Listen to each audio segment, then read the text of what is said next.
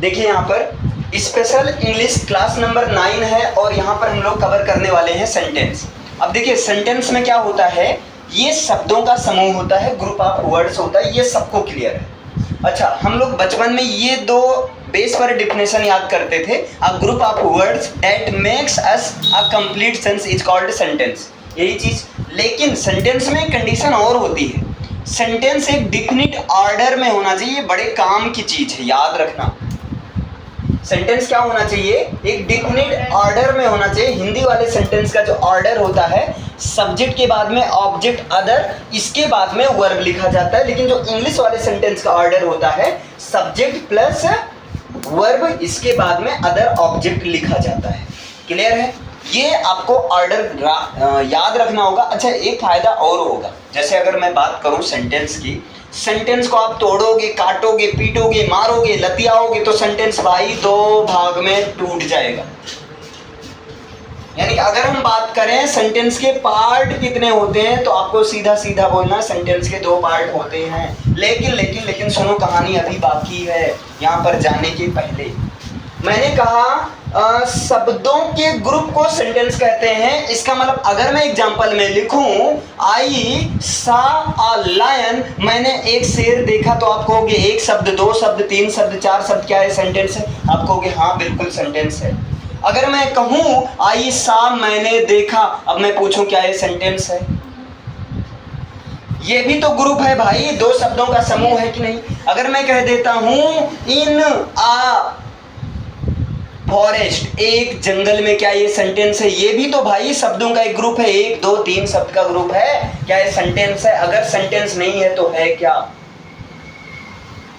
है ना? तो देखो, ये जो ग्रुप ऑफ वर्ड्स होता है ना, ये जो मैंने बात किया है group of words, actually group of words, ये जो कंडीशन है ना, ये 3 चीज में होता है। ये सेंटेंस की भी कंडीशन है, ये आपका जो है क्लॉज की भी कंडीशन है, और ये आपका फ्रेज का भी कंडीशन है। यानी अगर हम कहें सेंटेंस भी शब्दों का ग्रुप होता है, क्लॉज भी शब्दों का ग्रुप होता है, और फ्रेज भी शब्दों का ग्रुप होता है। फ्रेज को हिंदी में बोलते हैं वाक्यांश। वाक्यांश का मतलब वाक्य का कोई अंश। इसको कहते हैं उपवाक्य, मतलब पूरा वाक्य नहीं लेकिन है एक प्रकार का वाक्य, और इसको कहते हैं वाक्य। इसको कहते हैं वाक्य। इसीलिए मैंने सेंटेंस में दूसरी कंडीशन क्या लगाई, makes us a complete sense, ये कंप्लीट सेंस देता है। लेकिन उपवाक्य, उपनाम, एक होता है नाम और एक होता है उपनाम। जैसे कालिया प्रसाद नाम है, उपनाम कल्लू, समझ रहे हो ना? उपनाम क्या आया? कल्लू है। कल्लू कालिया प्रसाद में अंतर है। आप कहोगे कालिया प्रसाद उनका पूरा नाम है, लेकिन कल्लू घर का नाम है, शॉर्ट नाम है, सब नहीं जानेंगे, लिखा पढ़े में नाम नहीं। अब यहाँ पर समझो, जो क्लॉज होता है ना, इसमें सब्जेक्ट और वर्ब का कॉम्बिनेशन होना जरूरी है। ऑब्जेक्ट रहे, अदर वर्ड रहे या ना रहे, कोई मतलब नहीं है। ये फ्रेज, इसमें सब्जेक्ट और वर्ब का कॉम्बिनेशन नहीं पाया जाता है। ये कंप्लीट सेंस देता है, फिक्स है। ये कंप्लीट सेंस दे भी सकता है और नहीं भी दे सकता है ना? और ये आपका कंप्लीट सेंस तो कतई देता ही नहीं। कैसे? देखो, मैंने एक जंगल देखा, मैंने एक शेर देखा, पूरा सेंस समझ में आ रहा है कि हाँ भाई मैंने एक शेर देखा, ये कंप्लीट सेंस दे रहा है। आप करो सेंटेंस है मैंने देखा। मैंने देखा, क्या देखा सर? किसे देखा? कब देखा? कैसे देखा? किस शहर में देखा? है ना? तो मैंने देखा कंप्लीट सेंस अभी एक तरह से अधूरा है, जबकि सब्जेक्ट और वर्ब का कॉम्बिनेशन है। लेकिन वाक्य का ये क्या है? देखो, एक भाग है, वाक्य ही है, लेकिन अंतर क्या, कंप्लीट सेंस नहीं दे पा रहा है। तो आप कहोगे ये क्या भैया? ये क्लॉज है। ये क्या है? क्लॉज है। ये क्या है? सेंटेंस है। मैं कहूँ इन अ फॉरेस्ट, एक जंगल में, 1 2 3 शब्दों का ग्रुप है, लेकिन ना तो सब्जेक्ट का कॉम्बिनेशन है, ना तो वर्ब का कॉम्बिनेशन है। एक जंगल में, क्या मैं कहता हूँ किसी जंगल में, क्या किसी जंगल, क्या कोई सेंस आ रहा है? आप करो सेंस नहीं दे रहा है, मतलब ये आपका वाक्य का कोई अंश है कि नहीं? भाई इसको पूरा वाक्य बनाओगे तो मैं कह दूं I live in a forest, मैं एक जंगल में रहता हूं, I live in a forest. आप करो अच्छा, पूरा मिलाएंगे तो क्या होगा, सेंटेंस होगा। इतना हटाएंगे तब क्या होगा, क्लॉज होगा।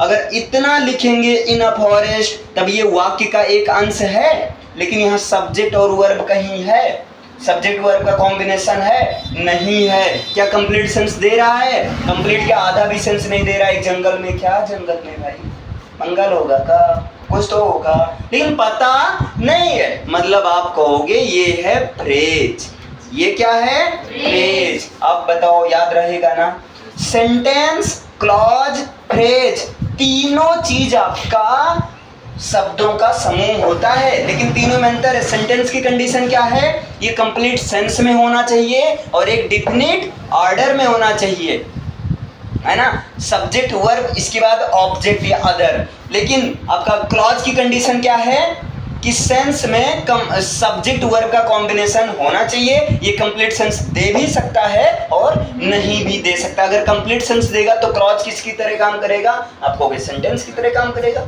है ना। और फ्रेज भी शब्दों का समूह है, लेकिन ये कंप्लीट सेंस नहीं देता है और ना ही सब्जेक्ट और वर्ब का कॉम्बिनेशन होता है। इसका बढ़िया एग्जांपल बताऊं, आप जब नरेशन पढ़ते हो ना, तो नरेशन में जो पहला पार्ट जो कॉमा इन्वर्टेड कॉमा के अंदर होता है, उसको आप क्या कहते हो, उसको आप कहते हैं रिपोर्टेड क्लॉज कहते हो। क्या कहते हो भैया, क्यों कहते हो, अब बताओ। उस रिपोर्टेड क्लॉज में कभी सब्जेक्ट वर्ब ही रहता है ना, और कभी सब्जेक्ट वर्ब के साथ ऑब्जेक्ट भी रहता है। राम ने मुझसे कहा, राम ने मुझसे कहा, कभी ऐसा रहता है राम ने कहा। तो एटलीस्ट क्लॉज की कंडीशन है सब्जेक्ट वर्ब का होना जरूरी है। क्लियर है, समझ में आया। वहीं पर जो बाहर रहता था कॉमन, उसको आप कहते थे रिपोर्टेड स्पीच, क्योंकि वो पूरा कंप्लीट सेंस दे रहा है। स्पीच एक तरह से स्टेटमेंट सेंटेंस ही होता है। बताओ समझ में आया, ये क्लियर है। अगर मैं पूछूं या कोई कहता है शब्दों का समूह क्या क्या कहला सकता है, तो आप कहोगे शब्दों का समूह सेंटेंस भी होता है, शब्दों का समूह क्लॉज यानी कि उपवाक्य भी होता है, और शब्दों का समूह फ्रेज यानी कि वाक्यांश भी होता है। फिर सब में अंतर क्या है, आप कहोगे सेंटेंस जो होता है वो कंप्लीट सेंस देता है, क्लॉज जो होता है उसमें सब्जेक्ट वर्ब का होना जरूरी है ना। कंप्लीट सेंस दे भी सकता है, नहीं भी दे सकता है। वाक्यांश क्या होता है, इसमें सब्जेक्ट वर्ब का कॉम्बिनेशन नहीं होता और ये कंप्लीट सेंस नहीं देता है। बताओ समझ में आया, इतना तीनों क्लियर है। अगर कोई पूछेगा फटाफट बता दोगे ना, इसे लिखिए, पहले इसको नोट डाउन कीजिए हर कोई। अब यहाँ पर बात करें सेंटेंस की, तो ध्यान दीजिए। ये जो सेंटेंस होता है, ऐसे समझ लो भाई, सेंटेंस एक प्राणी है और इसके पता है दो ही भाई और हैं, पता है ना, एक है क्लॉज और एक है फ्रेज। तीन भाई हैं, ये तीन भाई करते रहते हैं हर जगह सफाई। क्लियर है, बस ये पूरा साफ कर देता है, ये पूरा साफ कर भी सकता है, नहीं भी कर सकता है, और ये तो भैया साफ है नहीं करता, टाइम पास है। मतलब ये पूरा सेंस देता है, ये आधा तिहाई सेंस देता, मोड़ आया तो पूरा सेंस दे दिया, और ये तो भैया सेंस है नॉन सेंस। क्लियर है। आपने ये देखा कि सेंटेंस ग्रुप ऑफ वर्ड्स होता है, तीन और है। अब भाई सेंटेंस एक प्राणी है, एक इंसान है। क्लियर है, इनको आप तोड़ रहे, सेंटेंस सेंटेंस, अच्छा दो भाग में टूट गए। मतलब सेंटेंस को के अगर पार्ट की बात किया जाए, जैसे हम कहते हैं पार्ट्स ऑफ बॉडी, बॉडी के पार्ट्स आप करो सर जी, हाथ ये काट के दे रहे हैं, एक पार्ट ये हो गया, अंगुली काट के दे दो, एक पार्ट ये हो गया, आंख निकाल कर मत देना, बता रहा हूं मैं, नहीं तुम सच में घर पर ग्रामर चेक करो, मम्मी लो, ये पता है शरीर का पार्ट है। तो जैसे शरीर के पार्ट होते हैं अलग अलग चीजों से भाग, वैसे सेंटेंस के भी पार्ट होते हैं, और सेंटेंस के मेनली जो होते हैं दो पार्ट होते हैं, याद रखना। सेंटेंस के दो पार्ट होते हैं, एक होता है सब्जेक्ट और एक होता है आपका प्रेडिकेट। याद रखना, सेंटेंस के मेनली कितने पार्ट होते हैं, दो पार्ट होते हैं। ऐसे समझो सेंटेंस एक घर है और एक दो हिस्सा, एक नीचे वाला एक ऊपर वाला। फिर नीचे वाले में किचन उचन रहता है ना, 2-3 कमरा बना रहता है नीचे वाले फ्लैट में। तो एक तो भैया मेन रहता है, मेन सब्जेक्ट होता है ना, और एक मेन सब्जेक्ट के साथ ऐसे समझ लो बापू हो गए, फिर बापू परिवार इधर। ठीक, अगर दो लोग हैं 2 जने हैं, तीसरे नहीं है, 2 लोग हैं, तो मेन सब्जेक्ट के साथ जो भी होता है उसे कहेंगे क्वालिफायर। मतलब नहीं समझे? इसको एग्जाम्पल से समझो। अगर 2 लोग रहेंगे तो मेन जो बापू रहेंगे उनको उनके नाम से बुलाएंगे, सुनती हो, फिर वहां बच्चे के नाम से नहीं पुकारेंगे। लेकिन जब जनसंख्या बढ़ जाएगी तब बापू क्या करेंगे? मान लो अगर सब्जेक्ट 3 हो जाता है, मान लो अगर सब्जेक्ट क्या हो जाता है, 3 हो जाता है, तब तो भाई मेन तो मेन ही है, बाप तो बाप ही होगा। समझ रहे हैं ना? तो बाप की इज्जत करना तुम लोग, मैं बहुत करता हूँ, बस एग्जाम्पल देता हूँ केवल। पापा तो पापा होते हैं ना, तो उनकी अगर जैसे बच्चे हो गए, क्लियर है, तो ये फुटकर में यहाँ रख दो आपका, उनको कहते हैं डेटरमिनर। क्या कहते हैं? डेटरमिनर। और यहाँ जो उनकी मतलब इनके बारे में जो बताते हैं, मेन सब्जेक्ट के जो बारे में बताता है ना, समझ रहे हो, उनको कहते हैं एडजेक्टिव। उनको क्या कहते हैं? एडजेक्टिव। क्लियर है? मतलब अगर सब्जेक्ट की संख्या 2 है तो मेन वाले को क्या कहेंगे? मेन सब्जेक्ट या हेड वर्ड, और जो उसके साथ में रहेगा उसको क्या कहेंगे? क्वालिफायर। लेकिन अगर सब्जेक्ट की संख्या 3 है तब मेन वाले को तो मेन कहेंगे, और मेन वाले की जो विशेषता बताया जाएगा उसे क्या कहेंगे? एडजेक्टिव कहेंगे।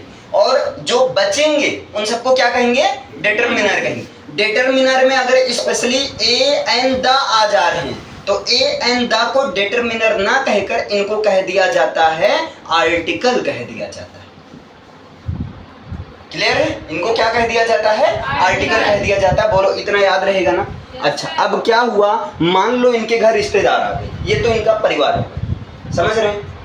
2 लोग रहेंगे तब मेन का मेन सब्जेक्ट या हेड वर्ड या मेन वर्ड, दूसरे को क्वालिफायर। 3 रहेंगे तो मेन सब्जेक्ट एक होगा जो इसके बारे में बताएगा, एडजेक्टिव होगा, है ना, और जो और रहेंगे उनको क्या कहेंगे? डिटरमाइनर या ए एंड द को आर्टिकल कहेंगे।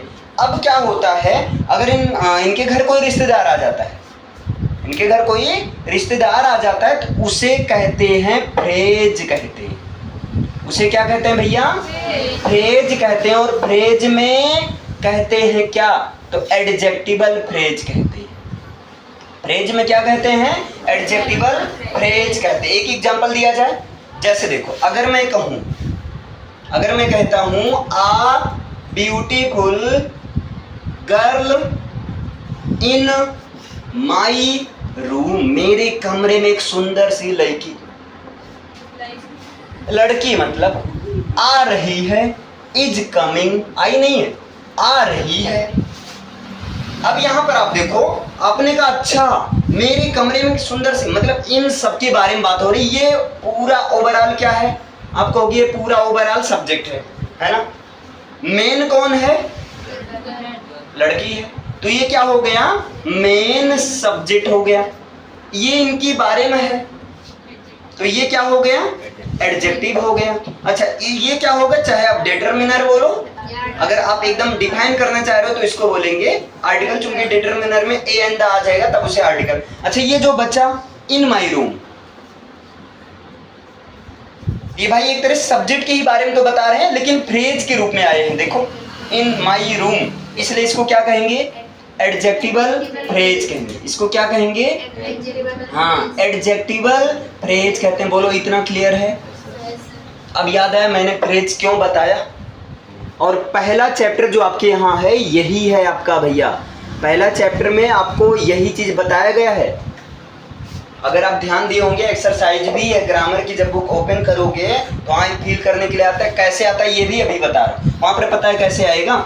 ऐसे आएगा, पूरा रहेगा खाली, और यहीं पर दे देगा गर्ल ए, है ना, इन माई रूम, और यहीं पर दे देगा फिर ब्यूटीफुल। अब भरो, आप सेट करो।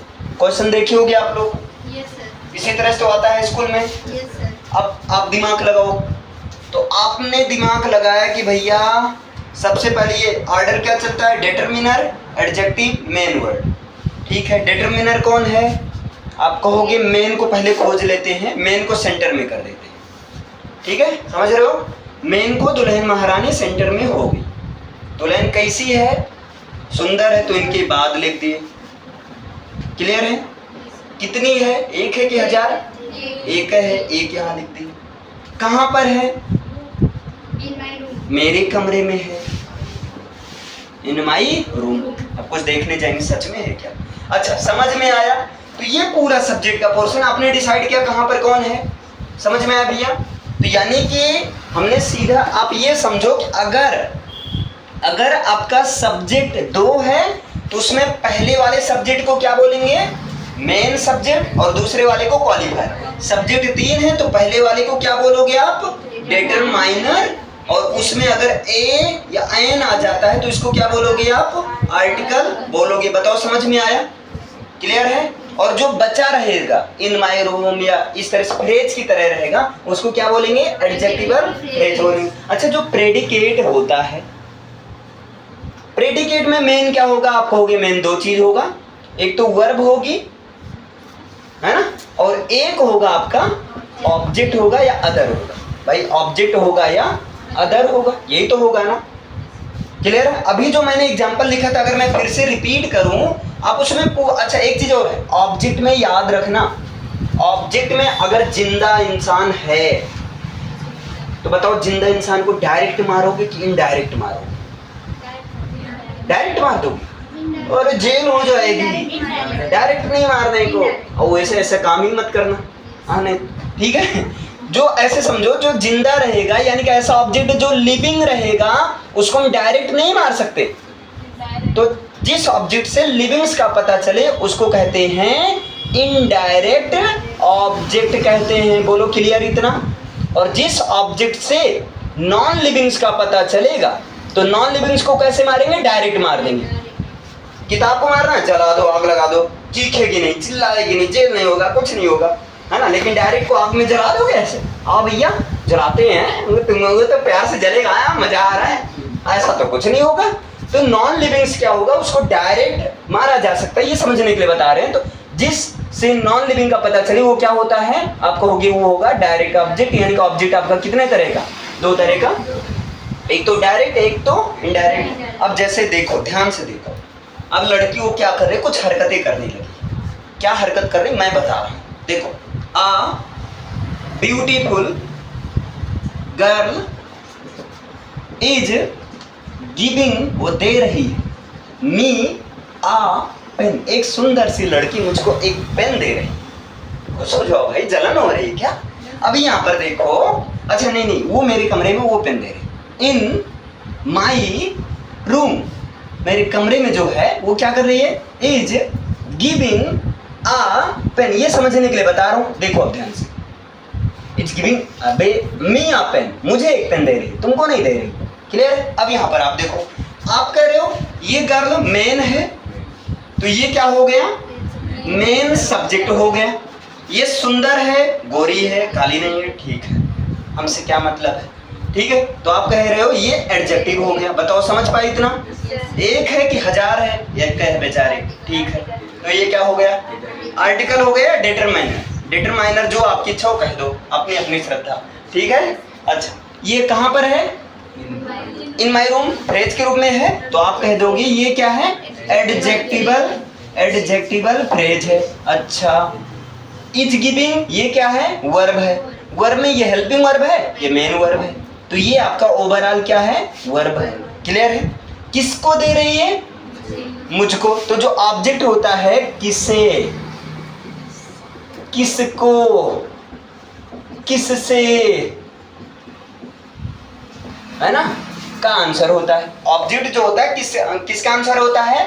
किसे, किसको, किससे और क्या, क्या का आंसर होता है? याद रखना, का उत्तर होता है, का उत्तर होता है। अगर मैं पूछूं ऑब्जेक्ट क्या होता है तो आप सीधा बोल देना ऑब्जेक्ट क्या, किसे, किससे, किसको का उत्तर होता है, वही होता है ऑब्जेक्ट। तो बताओ, पेन दे रही है, किसे दे रही है? किसको दे रही है? मुझको दे रही है। किसको दे रही है? मुझको दे रही। तो ये आपका ऑब्जेक्ट है, ऑब्जेक्ट है ना। मुझको क्या दे रही है? एक है पेन दे रही, गरीब है बेचारी ना, तो एक पेन दे रही है ना, तो ये भी ऑब्जेक्ट है। अब बताओ, मैं जिंदा कि पेन जिंदी? मैं जिंदा, है ना, तो मुझे कैसे मारोगे? आप कहोगे डायरेक्ट तो मार नहीं पाएंगे, तो इनडायरेक्ट, मतलब ये कैसा ऑब्जेक्ट होगा? आप कहोगे ये ऑब्जेक्ट होगा इनडायरेक्ट, और पेन कैसी ऑब्जेक्ट होगी? डायरेक्ट ऑब्जेक्ट होगी। बताओ पूरा समझ में आया? इसमें कोई दिक्कत? इसको फिर छाप लो भैया, छापो, छपाई प्रोग्राम शुरू करिए।